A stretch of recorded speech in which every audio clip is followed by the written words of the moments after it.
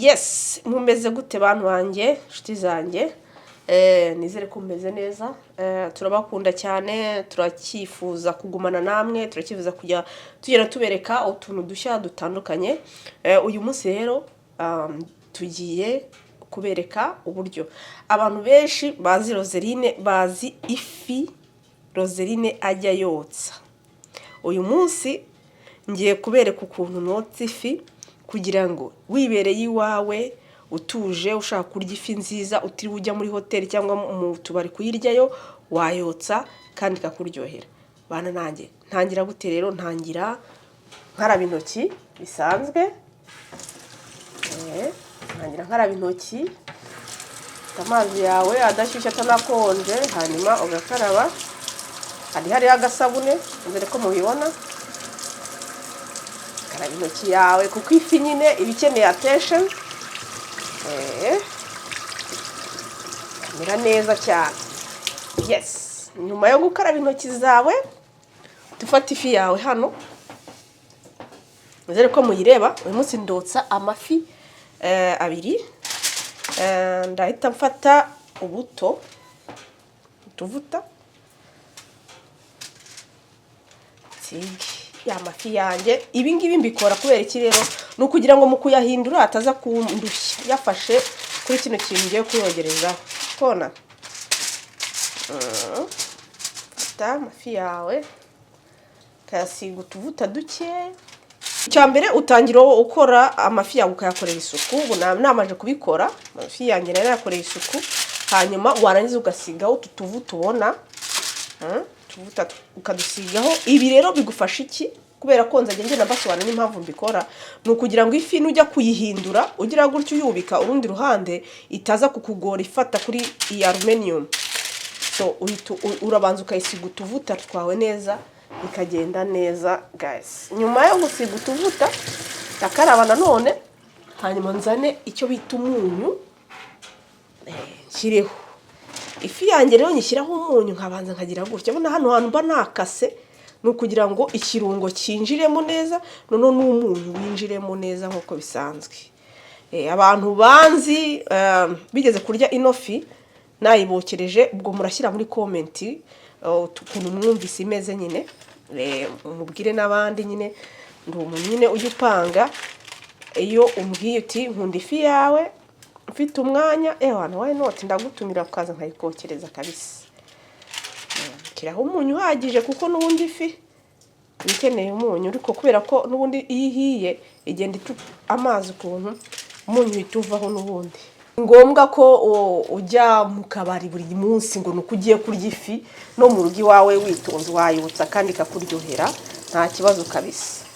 So nyuma rero yo kwisiga utuvuta n'umunyu, umuntu ahita yitonda gake akayishyira mu ifuru ye gutya, mu ifuru agafunga.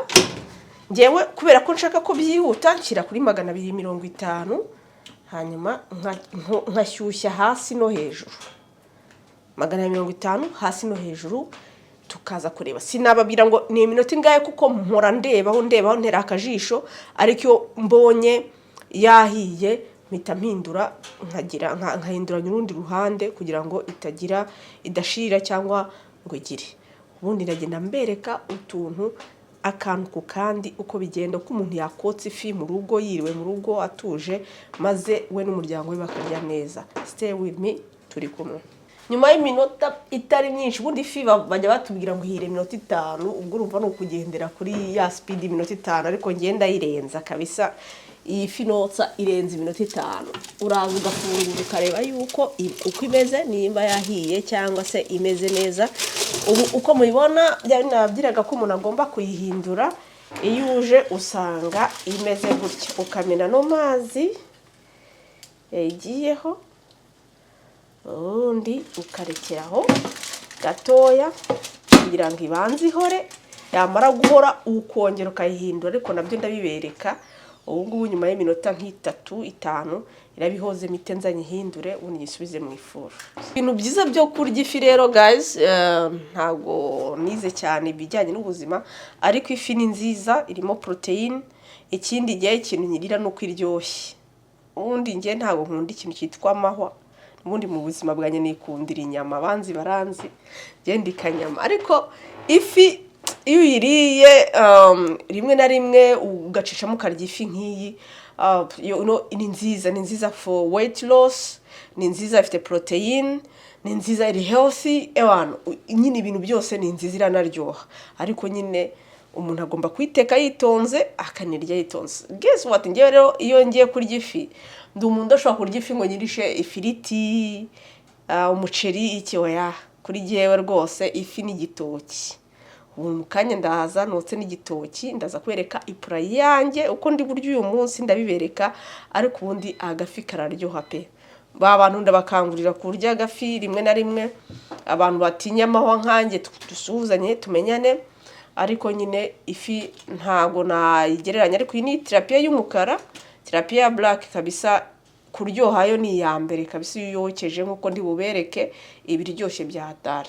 Niyo mpamvu rero mbakangurira kugira ngo twese dutinyuke tujye twotsa ifi mu rugo. Niba udafite amafaranga menshi yo kujya kurya ifi muri hoteli, mu tubari, igure mu rugo rwawe uyotse uyirye usangire n'umuryango wawe. Ifi ni nziza iraryoha. Rero ifi yashyushye ariko si cyane ku buryo ntayihindura. Urabona ko nyihinduye urundi ruhande nyine kugira ngo narwo rushye. Ngiye kugenda mpite nyisubizamo muri oven, hanyuma ubundi ishye nayo bigende neza. Guteka nyine n'ugora umuntu akaraba intoki, niyo mpamvu nyine ari ingenzi nyine kugira amazi hafi yawe. So guys, nyuma y'iminota mikeya nagarutse ngo ndebe uko byifashe, nimba ifi yacu iri ready. Ndabona imeze nkaho imeze fresh. Ngiye kuyivanamo. Abantu mwibaza ngo ko yafi yo kwa Roseline. Hari umugabo inshuti yacu weretse kumbwira ati nibaza igihe mperukiye ukaduha ifi, ati nashatse kukubwira ngo mpfunyikire yo gutahana. Ndamushuhuje kandi mubwiye yuko mwemereye ko ubutaha nazo uzatahana nk'ebyiri cyangwa 3. So guys, igikurikiraho ahangaha rero ni ugusigaho ikirungo. Uyu munsi munyihangane ntabwo nigeze mbere ku kuntu iki kirungo nagikoze, ariko bagishyire kuri kamera. Iki ni ikirungo kirimo poivro y'icyatsi n'iy'umutuku, ibitunguru, igitunguru cy'umutuku n'icyumweru, na garlic, magi, ndumva na soya sauce gusa byonyine. Ntago ndi umuntu ukunda ibirungo byinshi bivangavanze. Rero abantu bajye bibaza kubera iki umuntu wese wokeje ifi ayicamo tunuza n'ibiki. Iyo ushyizemo ikirungo hano, mana yanjye, kirinjira fresh pe. Murabona ko ngishyize muri rwa ruhande nari mpinduye mu kanya, sibyo? Ntago nongeye kurindira ngo ihore, mise nyishyiramo direct kuko ndate nyisubiza mu ifuru. Ona rwose nyuma yaho ndaza kongera nyihindure nongere no ku rundi ruhande naho nshyiremo ikirungo nkuko nagishyize ahangaha. Rero guys, namwe abantu badafite ifuru bari kwibaza se nkatwe dafite ifuru twayutsa nkuko neza bigakunda nta furu. Yandabamenyesha ko birashoboka 100% kabisa. Wafata hari akanuza gafite utwuma umuntu ashyiramo ifi rwose, hanyuma akayotsa ku imbabura y'amakara, noneho ukajya uhindura ukaza no kugira ngo ugashyiraho bino birungo, ukabikora ukabikaranga, maze ukabishyiraho kabisa bikagenda neza. So ubutaha rero mwibuke ko ubutaha iyo ushyira ibirungo usiga hose, ariko ubutanzabereka n'ukuntu umuntu akora kino kirungo kiri special gicyotsi ifi kabisa igasigara ifite touch y'umuntu ku giti cye. Nta muntu wakwiyitirira ifi kavuge ngo niwe wayokeje atari we. Nimba ari Roseline wayokeje ni Roseline, nta muntu wabyitirira. Buri muntu wese afite touch yiwe, ukuntu akora ikirungo asiga ku biryo bye cyangwa se ku zindi nyama yotsa, ariko ngewe icyanjye kiri special. Ababizi barabizi nyine. You know. If you know. So guys, uyu munsi rwose nukurya neza, nta mpamvu yo kwiyima kandi uba wakoze. So urabona ko uruhande rumwe ndushyizeho ikirungo, ngiye guhita nongera nisubize mu ifuru gake yongera ishye neza n'ikirungo cyinjire neza, noneho ndaza kongera nyikuremo nongere mpindure urundi ruhande ubundi nyisiga ikirungo nanone nisubizemo iminota mikeya. Ubu rero mu gihe irimo irashya mu ifuru ngiye guhita nshaka n'agatoki kanjye neza, ubundi nako nkatunganye nako ndakotsa. Rero ifi urabona handi nasize ikirungo cyamaze kwinjira mu ifi neza neza.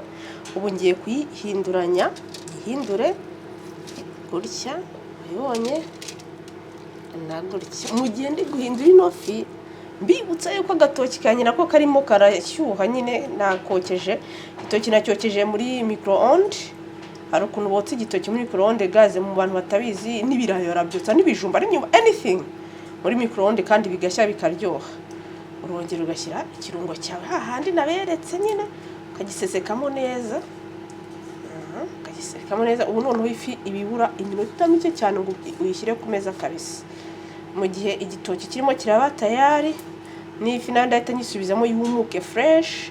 Hanyuma ubundi nze kubereka iri no ku isahani nyine n'igitoki ukuntu ibideko ukuntu iyo ugiye kuyiseriva abantu bigize. Noneho rero guys, abantu benshi barabizi ko kotsa ifi bivuna kubera ko ihita ishwanyagurika. Nizere ko mubonye aka kantu mberetse yuko urayireka igahora ukayiterura uko yakabaye, uyitera uyishyushye uyikubita hasi nyine ntuyigeze aho washaka kuyihindura ngo ihindurwe neza itameze idashwanyaguritse nyine, cyangwa ngo umere nk'ubufu cyangwa iki umuntu abe abona ko umeze nk'umuntu wayitobatobye.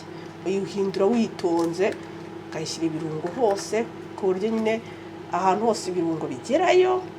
Ariko mwabonye ko nibanda hahandi mba nateguye ho kwinjizamo ibirungo, ariko n'ahandi hose ndabihashyira kugira ngo nyine ifize kugira. Noneho rwa ruhande rundi rwa mbere nizere ko mwabonye ko rwo rwumutse rumeze neza, ariko urunguru rwo ruracyameze nk'ubutose gatoya, ariko mu kanya narwo raba fresh rwumutse neza rumeze neza. Urumva rero ibitoki biri tayari. Ubu hasigaye ni ukurindira n'ifi ikaza kuba ari tayari. Ku bantu rwose mwibaza ushaka akantu z'akaroso kawe nimba ukunda igikoni, aka kantu ni danje uba ugakeneye mu gikoni cyawe. Kano karoso karafasha kugufasha kwinjiza ibirungo mu nyama zawe wokeje cyangwa se mu ifi, mu bintu byose wokeje. Guys, mwibuke muzagashake, kano kantu ni keza cyane. Ubu rero ndarangije, ni nkaho ihiye rwose. Ni ugushyira mu ifu iminota 2 cyangwa 3 ubundi ukaza kuyarura imeze neza cyane. Ukuyicungira hafi kugira ngo itaza no gushirira rwose. Ubu igiye mu ifu bwa nyuma nahamukanye ihiye nkabirika ukuntu tuyirya turi kumwe. Guys, ifi yacu rero irahiye, iri ready, itayari. Tubanza kuzimya ubundi tukayikuramo babereka ukuntu ibimeze iyo yahiye kabisa, nuko ngo kuba yifashe. Ubundi mu kanya turarindira ihore. Uko nababwiye kare ntabwo mba nshaka rwose ku ifi ushyira ku isahani yavungaguritse n'iki. Rindira ihore uyarure neza utikanga ikintu, hanyuma ushyire ku isahani ibe presentable, n'umuntu ugiye kuyirya abone ko wamubashye anaryoherwe. So mu minota mikeya itari myinshi irabihoze, ndayibazanira niba presente n'igitoki cyahiye, mbereke nyine uburyo tugiye kurya ifi n'igitoki uko biba bimeze. Guys, ndabwiza ukuri iyi fi biryoshye pe.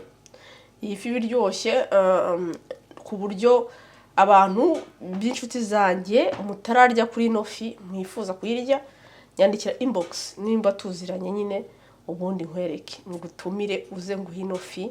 Ndakubwiza ukuri uri ino fi muri weekend yawe nta wavuga ati weekend yanjye ntago yagendeye ubusa pe. At least nariye neza, nariye ibiryo biri healthy, byatekewe mu rugo, bifite isuku, biryoshye, n'igitoki. Ubundi igitoki nacyo tuyiserivana tuba twagisize ku kirungo twasize ifi, ariko uyu munsi turarya igitoki kishyiriho akuntu gusa n'agasenda, nta bintu by'ibirungo nashyizeho, ko ibirungo byo kwifi birahagije. So guys, nahamukanya turi kwarura kugira ngo mutwifurize bon appétit. Yes, voila, ifi yacu iri ready, tayari yo kuribwa. Bimeze neza. Noneho nuko nguko twayiseriviye. Ku bantu mwifuza iyi fi n'iki gitoki wabirya uri kunywa a glass of wine, yaba ari white cyangwa red. ikinyobwa cyose, a glass of juice, a glass of water, anything, ibyo waba ushaka byose ni ukuri byaryohana n'iyi fi, ukarya ugahaga ukishima ukanezerwa.